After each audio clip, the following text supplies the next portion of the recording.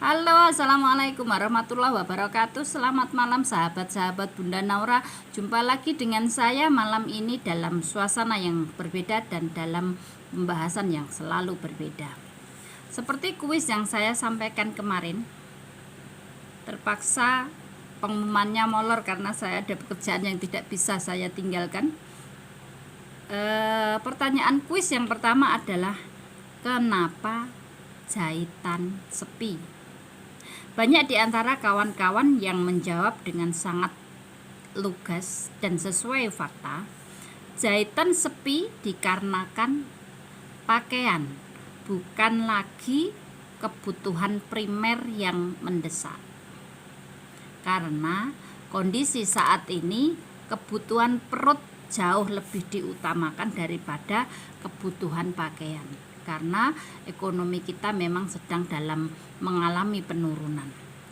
Selanjutnya, lebih memilih belanja online yang murah meriah dan lebih banyak pilihan model.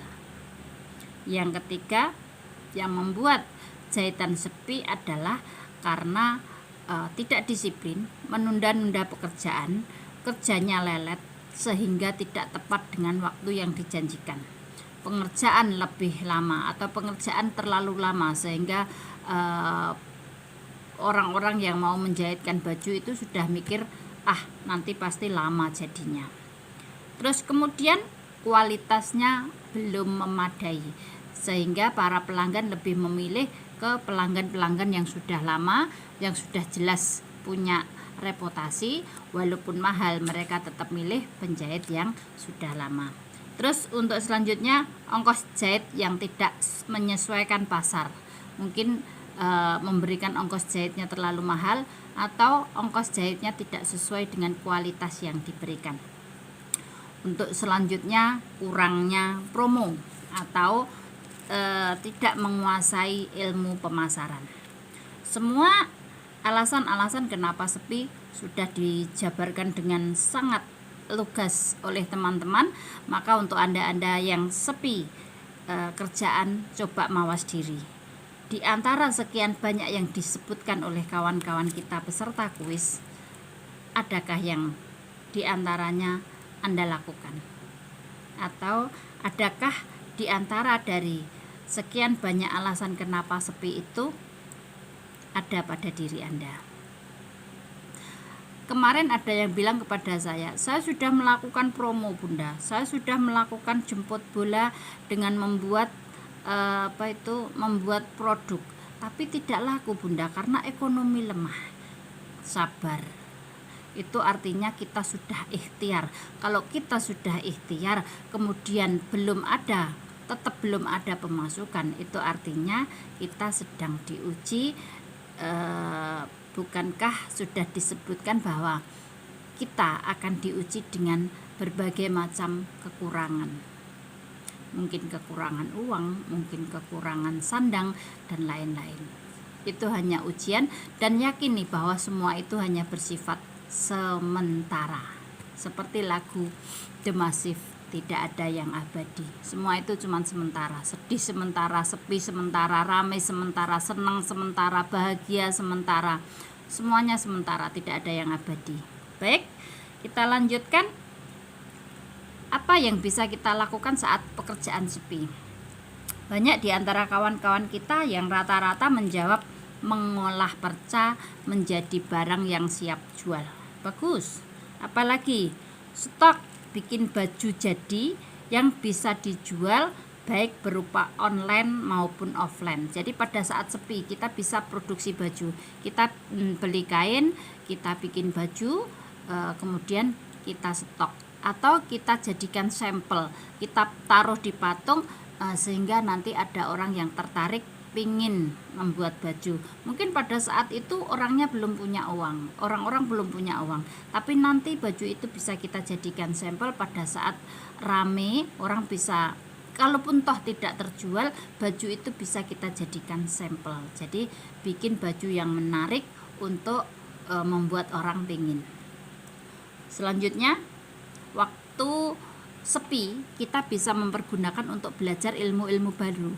kita bisa punya banyak waktu untuk melihat YouTube, kita punya banyak waktu untuk praktek model-model yang kita belum bisa. Itu kan juga menambah wawasan, menambah ilmu kita, sehingga pada saat rame kita sudah pinter. Terus untuk selanjutnya bikin baju keluarga. Sebentar lagi kan lebaran, mumpung sepi, bikin baju untuk keluarga. Nanti pada saat rame kita pasti sudah tidak sempat lagi. Kalau saya pada saat bulan Ruah atau bulan Sa'ban, itu baju keluarga saya untuk lebaran pasti sudah jadi. Kenapa saya sangat mementingkan baju lebaran untuk keluarga saya? Bukankah lebaran nggak harus baju baru? Iya, lebaran nggak harus baju baru, tapi saat kita membuat baju untuk keluarga kita, pahalanya itu luar biasa. Pernah saya sampaikan di video saya yang sudah apa pahala wanita yang membuat baju bagi keluarganya. Jadi kalau Anda saat ini sepi, saat ini longgar, ayo bikin baju untuk keluarga mumpung longgar. Nanti pada saatnya lebaran kita udah tidak usah sibuk lagi, kita punya banyak waktu untuk mengerjakan pekerjaan-pekerjaan baju-bajunya pelanggan untuk dipakai pada saat lebaran. Terus kita bikin pancingan. Pancingan maksudnya ya kita bikin baju yang kita sedekahkan untuk anak yatim atau kita sedekahkan kepada orang tua. Kalau dulu saya seperti itu. Pada saat saya pekerjaan belum ramai, saya selalu membuat pancingan, bikin baju untuk dijual dan bikin baju untuk disedekahkan. Kita bikin baju anak-anak, kita kasihkan ke orang yang tidak mampu, mereka pasti senang. Menyenangkan orang itu akan mendapatkan balasan, kita akan mendapatkan kesenangan. Dengan kita memberi, maka Allah akan memberi balik kepada kita. Itu artinya pancingan rezeki. Jadi saya itu sering mempraktekkan yang namanya pancingan rezeki. Pancingan rezeki itu bisa kita pancing dengan uang yang kita kasihkan kepada orang-orang jompo, orang-orang tua yang sudah tidak produktif, bisa kita berikan kepada janda-janda, kepada anak kecil yang sedang main-main, walaupun itu sekedar uang 2000-an, anak kecil lewat, ada berapa anak kita kasih uang 2000-an, mereka akan senang. Dengan senangnya mereka menyenangkan orang lain, itu akan membuat kita disenangkan juga oleh yang maha pemilik rezeki. Kalau tidak percaya, praktekkan. Itu cara saya pada saat sepi kerjaan, atau bahkan saya saat butuh uang. Saya kalau butuh uang, kepepet, butuh uang, justru uang yang saya punya itu saya kasihkan ke orang. Karena saya yakin saat saya memberi, maka akan kembali ke saya berlipat-lipat. Itu pernah saya praktekkan. Pada saat itu saya benar-benar butuh uang. Ini cerita, saya tidak bermaksud teriak, tapi saya ingin memotivasi. Saya pernah sangat-sangat butuh uang dalam jumlah banyak, dan saya mentok tidak punya cara. Apa yang saya lakukan? Saya bersedekah dalam jumlah yang untuk ukuran saya itu sangat tidak mungkin. Sedekah itu rata-rata kan ngambil uang yang kecil, ngambil uang yang paling banter berapa lah. Tapi saya bersedekah di luar nalar, maksudnya di luar kebiasaan orang pada umumnya. Dan apa yang saya dapatkan? Pagi itu saya benar-benar ingat, pagi itu saya bersedekah dalam jumlah sekian, dan sorenya saya mendapat telepon, saya mendapatkan DP dari orderan sebanyak 40 juta. 40 juta, ini serius. Untuk selanjutnya ada lagi yang berpendapat saat sepi, istirahat, refreshing, tenangkan pikiran, senangkan hati, karena nanti pada saat pekerjaan rame kita tidak mungkin melakukan refreshing dan lain-lain. Itu pendapat-pendapat dari sekian banyak peserta yang mengikuti kuis. Banyak sekali pesertanya karena kuis ini saya sebar di beberapa grup. Untuk selanjutnya yang ketiga, apa saran Anda untuk channel saya?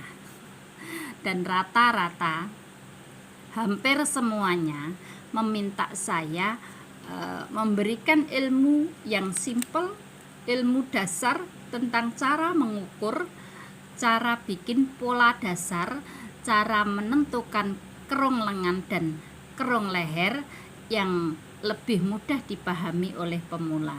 Dan ini sebenarnya kalau disuruh bikin pola itu kenapa saya itu tidak pernah menjelaskan tentang pola-pola, karena saya kalau menjahit, kalau potong itu langsung di kain, saya potong keras, bahkan kadang tidak pakai ukuran. Pokoknya apalagi ada yang minta kerah rebah. Kerah rebah itu bagi saya seperti mainan. Kain kotak saya potong gitu saja tanpa mengukur, saya kira-kira, dan jadilah kerah rebah. Tapi baik, insya Allah kebetulan orang itu kalau punya niat baik selalu dipermudah. Ada yang telepon saya, Bun, channelnya itu perlu dikembangkan, YouTube-nya perlu dikembangkan.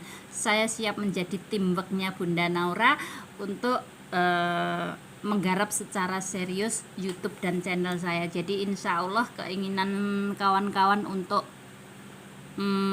agar saya membuat pola atau memberikan ilmu-ilmu dasar yang saya miliki, ya, ilmu saya terbatas, hanya yang saya bisa, insya Allah akan saya wujudkan. Tapi saya perlu persiapan dulu, ya, karena saya tidak biasa bekerja dengan dilihat orang. Saya itu kalau bekerja itu diem, anteng, cepat.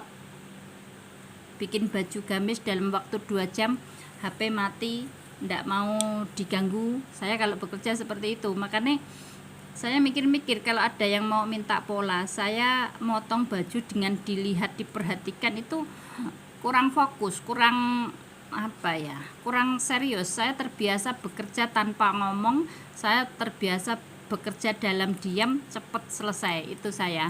Jadi mudah-mudahan saya akan berlatih untuk mewujudkan apa yang Anda inginkan. Baik, demikian dari saya malam ini. Mudah-mudahan apa yang saya sampaikan dari acara kuis yang saya bikin kemarin bisa mencerahkan Anda yang saat ini kerjaan sepi. Saran saya, dalam setiap pekerjaan apapun, jangan cuman mikir dunia, jangan cuman mikir kerja keras, tapi libatkan Allah, libatkan apa yang seharusnya dilakukan. Tidak cuma jalur bumi, tapi lakukan juga jalur langit, karena dengan 2 jalur itu Anda akan bisa berhasil. Demikian dari saya malam ini, Bunda Naura. Wassalamualaikum warahmatullahi wabarakatuh. Sukses.